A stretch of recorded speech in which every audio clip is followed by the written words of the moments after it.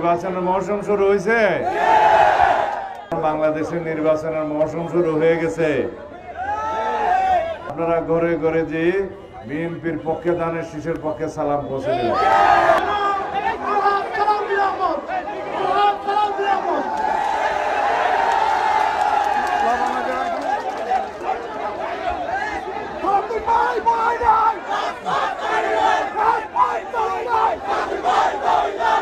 প্রিয় ফোটাখালীবাসী, আসসালামু আলাইকুম।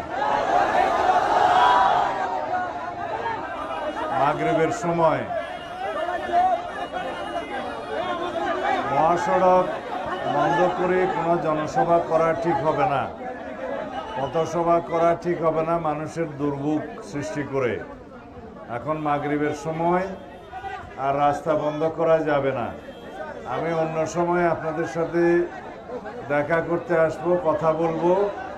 এই সময়টা জনসভা করার জন্য উপযুক্ত সময় নয়। এখন মাগরিবের আজান দিবে, বৃষ্টি বাদলের সময়। আপনাদের প্রতি কৃতজ্ঞতা জানাচ্ছি। অনেক কষ্ট করে এই ঝড় বৃষ্টির মধ্যেও আপনারা অপেক্ষা করছেন সেজন্য। ফোটাখালীবাসীর কষ্ট আছে, দুঃখ আছে, লবণের ন্যায্য মূল্য নাই, আমরা জানি। আপনারা আন্দোলন সংগ্রাম করেছেন লবণের ন্যায্য মূল্যের জন্য, তাও জানি।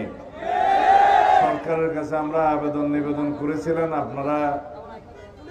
আমরা আবেদন করেছিলাম, আপনাদের আবেদন নিয়ে ঢাকায় গিয়েছেন, জেলা প্রশাসনের কাছে দিয়েছেন, সরকারের কেন্দ্রীয় দপ্তরে পৌঁছেছেন, জানি কোনো লাভ হয় নাই।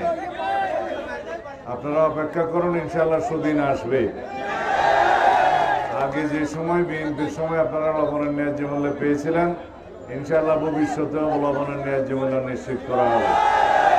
আপনারা ভালো থাকবেন। আরও অন্যান্য যা কিছু সমস্যা আছে পর্যায়ক্রমে ইনশাআল্লাহ আমরা আলাপ আলোচনা করে সেগুলো চিহ্নিত করব এবং সমাধান করা হবে। এখন বাংলাদেশের নির্বাচনের মৌসুম শুরু হয়ে গেছে। নির্বাচনের মৌসুম শুরু হয়েছে। কেউ কেউ বলতেছে নির্বাচন এটা না হলে হবে না, ওইটা না হলে হবে না, এগুলো ভুলে যান। যারা বলছে যে নির্বাচন চায় না এবং নির্বাচনের আগে অনেক রকমের শর্ত দিচ্ছে, তাদের প্রতি নসিহত হইল যে সমস্ত শর্ত এবং যে সমস্ত সমস্যা আপনারা চোখে দেখছেন, এগুলো আলাপ আলোচনা করে ইনশাআল্লাহ গণতন্ত্রের উত্তরণের পক্ষে সহজতর করতে হবে। যে গণতন্ত্রের জন্য আমরা সংগ্রাম করেছি, আমাদের সন্তানেরা শহীদ হয়েছেন, তাদের প্রত্যাশা হচ্ছে গণতন্ত্র প্রতিষ্ঠা করতে হবে, ভোটাধিকার প্রতিষ্ঠা করতে হবে।